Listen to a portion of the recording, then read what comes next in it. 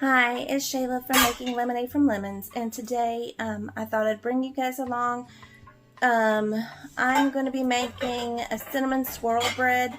It's actually the favorite so far of my kids. They prefer it over the other cinnamon bread. The other one is good, but they really like this one. So what I'm going to do is I'm going to turn you around and I'll show you how I make it. Okay, so as you guys can see, it's a little bit cluttered up here. I generally, whenever I bake bread, I make several loaves of bread at a time, as I've stated before, and so I just have various ingredients up here that I'm going to end up needing. So anyway, so the first things that you're going to do is, and as you can see, I actually have already made a loaf of bread. So anyways, you're going to use a cup of warm water, and then it calls for 2.5 teaspoons of instant yeast, and I always add more. That's just my personal preference. So I generally do 3, and they're not even level, so, but that's just me. Alright, so then it calls for 1.25 teaspoon of salt. I don't measure it exactly, I just pour it in my palm, but I know about how much it is. And then it calls for... Sorry for making all the noise over here. Yeah, Evan's over here working on cooking potatoes and stuff for some mashed potatoes. So it calls for 3 tablespoons of sugar. So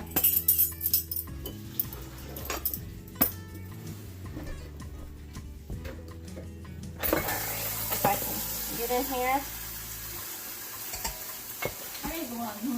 Yeah, it's kind of loud. And I'm probably going to do just a little bit more because they like it a little sweeter. Because it's cinnamon roll bread. Yeah. Alright, so then I just turned my KitchenAid on to level 2. When you're baking bread, you never want to go above level 2 with the KitchenAid mixer.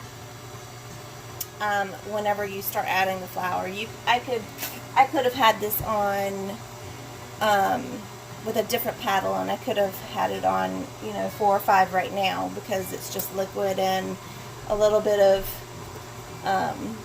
yeast and salt and sugar. Alright, so the next thing that it calls for is butter. So you want to do 6 tablespoons, and mine is partially melted. It doesn't have to be melted at all, it just needs to be soft. So it's a little bit melted, but the rest of it's kind of soft, but it's been sitting out for a little bit. So I'm just going to pour that in. Oh, hello, dog. Alright, and then it calls for 1/2 cup of non-fat dry milk. I buy the dry milk in bulk and I just keep it in here. I need to take this paper off and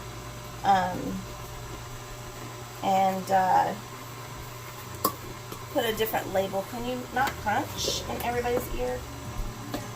Yeah, thanks.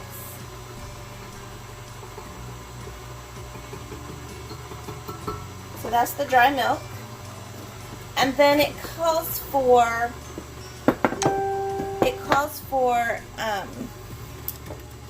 potato flour.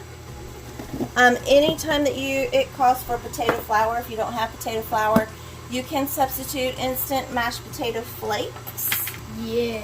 And if you substitute instant mashed potato flakes, you just have to double it. So if it calls for 1/4 cup of potato flour, then you want to add 1/2 cup of instant mashed potato flakes.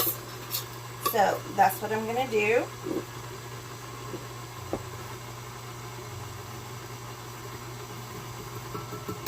Alright, and that helps to keep the bread really soft. Alright. Alright, so I'm going to let that come together a little bit. And then after I let that come together for a minute or two, well, less than a minute really, just want to let it combine. And then the last thing that it calls for is, for the bread itself, is the flour. It calls for all-purpose flour. All of the King Arthur flour recipes, they generally say all-purpose flour, but you can substitute bread flour. I just like the way that the bread flour, I just like the way that it works together, and so the texture. So what I'm going to do is, it calls for 3 cups, and so I'm going to start off with 2.5. So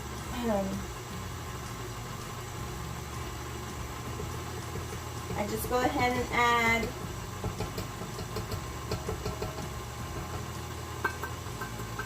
there's 1,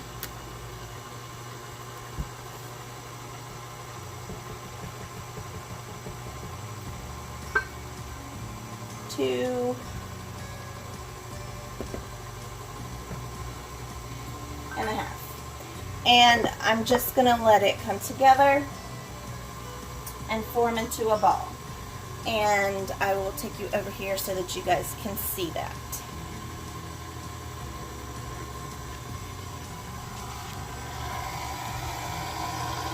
Alright. So it just takes a little bit of time for it to come together.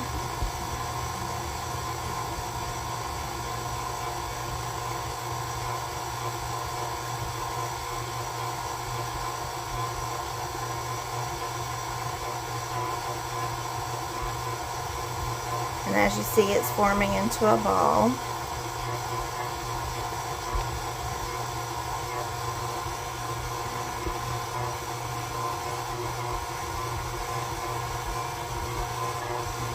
Okay, so your humidity levels in the air will determine how much flour you need. And that's one of the reasons that I don't just add in all 3 cups, because I very rarely need to use all 3 cups of flour. So what I do is, once it starts coming together, I'm just making sure that it's picking up all the dough on the side. So if it's sticking at all, then what I do is I will add a little bit of flour along. Now, right now it looks to me as if it's lifting up away from the bowl, the bottom of the bowl, and that it is it's going around and it's actually not sticking. So basically what you want to do is you just want to let this knead for 7 minutes, and just like the 7 minutes. So that's what I'm going to do. I'm going to put it on a timer for 7 minutes. I'm going to let it go and let the KitchenAid mixer knead it for me, and then I'll bring you back. Okay, so it has been 7 minutes for it to knead, and if you look, okay, so whenever we talk about it looking, the bowl looking clean, that is exactly what you're wanting. You're wanting it to look like that. So what I do is I take this out and It's just the, I put it on the counter, and I just work it into a ball by hand, and it's a lot easier when you have two hands, I promise. But in working with the dough and feeling, that's one of the things that I did have the benefit of doing. When I first started making bread, I didn't have a KitchenAid mixer, so I was able to figure out what it was supposed to feel like. And when you're making bread without a mixer, without a bread machine or whatever, you want to be able to feel it. Sorry guys, I wasn't letting you see the dough. Anyway, so you're wanting it to look like this, and if you watch, look, all right, so you see how it bounces back? It's got a good give to it. So, you know, you'll still see a little bit of indentation even after you press it in and let it bounce back. That's fine, but you want to see it. You want to see it bounce back. So I put it in upside down into a greased bowl, and I just use these wonderful glass mixing bowls that I have on hand. They're 8-cup mixing bowls, and I just love them. Anyways, and then I cover them with a cloth. So some of you guys who have seen me make bread before will recognize that this is just, this is part of what I do. So I cover it with a towel like this. You can cover it with plastic wrap. You can cover it with a tea towel or whatever. I have these hand towels on hand, and they're, I love them. So I use those. I'm gonna stick it in my oven with the light on, and because it'll just be a warm place for it to sit and rise. And I'm gonna let it rise for an hour to an hour and a half until it's about double the size of the current dough. So what I'll do is, once that has happened, I will bring you guys back. Okay, so the dough has risen. It is ready to be punched down, and then once it's punched down, which I don't really normally punch it down. I just turn it out on a work surface, and it will deflate itself as I work with it, because I roll it out, and I especially with this kind, it's a cinnamon bread, so it actually, you're gonna roll it up like a cinnamon roll anyways. So okay, so while it was rising, I mixed up, this is cinnamon and sugar. It calls for 1/4 cup of sugar and a teaspoon and a half, I believe, of cinnamon. I like more cinnamon than that, so I add more. So mine has more. And it calls for 2 teaspoons of the flour, all-purpose flour. I use bread flour. And then also I needed to mix up 1 egg. So that is 1 egg with a tablespoon of water, and this is for the egg wash that is going to hold, it's going to cause the dough to stick to each other, and so it's not like, okay, so whenever you make cinnamon rolls, you normally do, instead of an egg wash, you normally do a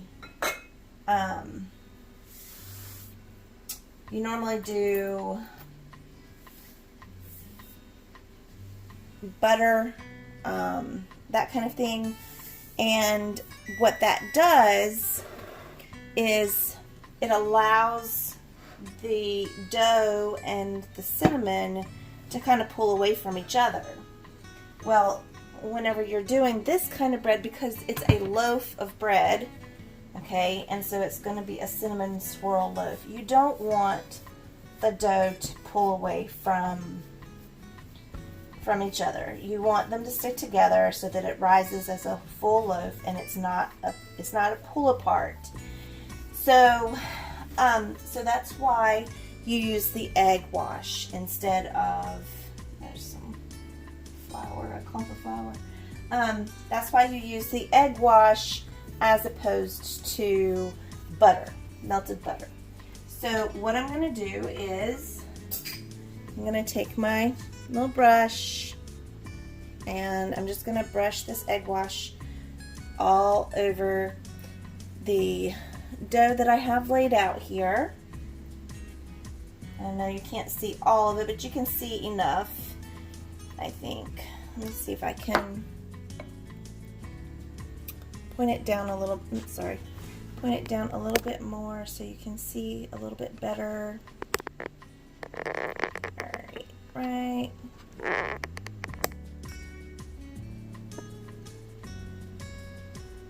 There, I think. Alright. So, yeah, you just all across, and I just make sure that I do it well enough that it sticks all across. Okay. All right.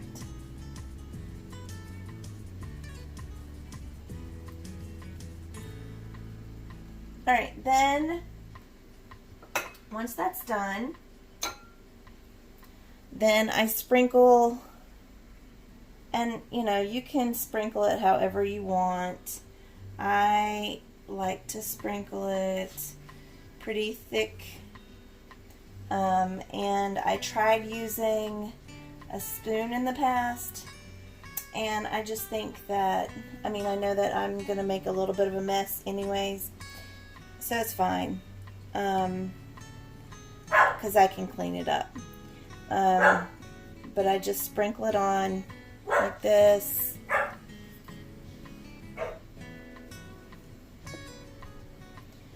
Alright, so you're gonna have it, so it's really like it really is very similar to how you make cinnamon rolls, okay? Because then I'm gonna put a little bit more here. Okay.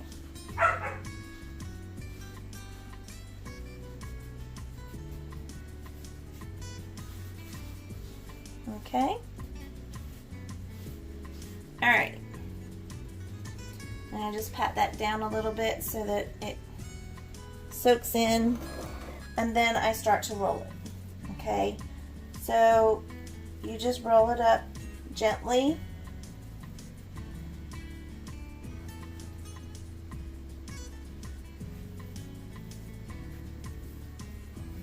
Okay.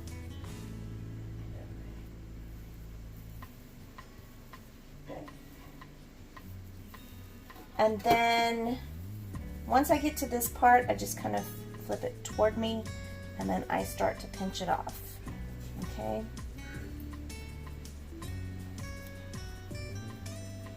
All right.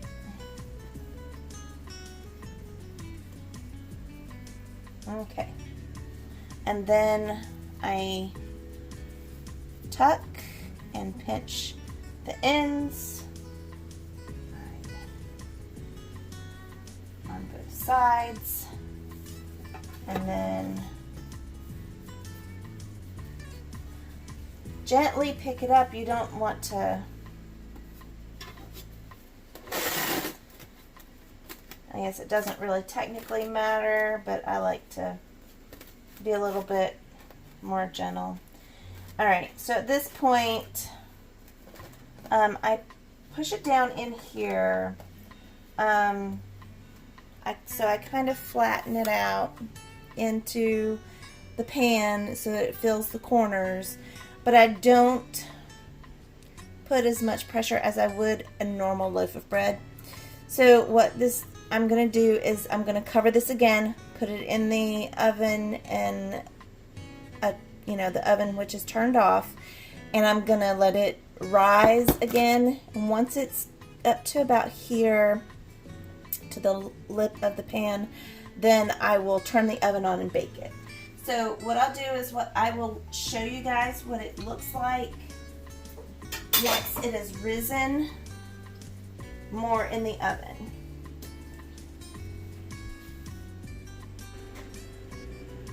Okay, so this is what it looks like after it's risen again. As you can see, it's really starting to fill out the pan, and I could let it rise a little bit more, which I may do. I may let it rise for maybe about 15 more minutes, and in that case it should fill this out a little bit more.